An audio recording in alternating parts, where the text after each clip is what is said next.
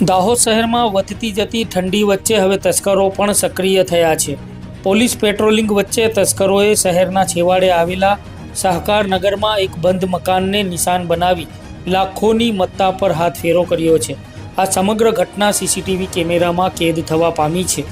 દાહોદમાં અત્યારે ફૂલ ગુલાબી ઠંડીનો માહોલ છે અને આ જ ઠંડીનો ફાયદો ઉઠાવી રહ્યા છે અજાણ્યા તસ્કરો। ઘટના છે દાહોદના છેવાડાના વિસ્તાર સહકાર નગરની।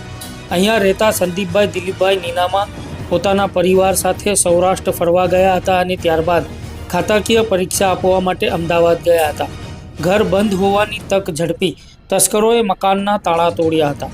તસ્કરોએ માત્ર ઘરમાં ઘૂસીને કબાટ જ નથી ફંગોળ્યા, પરંતુ ઘરની બહાર પાર્ક કરેલી કિંમતી ગાડીઓ પર પણ હાથ સાફ કર્યો છે, જેમાં એક બુલેટ મોટરસાયકલ અને એક એક્ટિવા મોપેડ, તિજોરીમાં રાખેલા 16,000 રૂપિયા રોકડા સાથે 2.5 તોલાનો સોનાનો દોરો અને 100 ગ્રામ વજનના ચાંદીના પાયલ, આ તમામ કિંમતી ચીજ વસ્તુઓ ચોરીને અજાણ્યા તસ્કરો ફરાર થયા હતા।